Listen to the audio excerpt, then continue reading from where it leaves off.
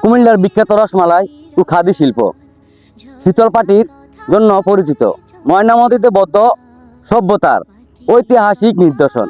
বাংলাদেশের পল্লী উন্নয়ন বোর্ড একাডেমি বার্ডের অবস্থান। নারী জাগরণের অগ্রদূত নওয়াব ফয়জুন্নেসা। কুমিল্লা বিভাগের দাবি একটি যুক্তিসঙ্গত ও ঐতিহাসিক দাবি।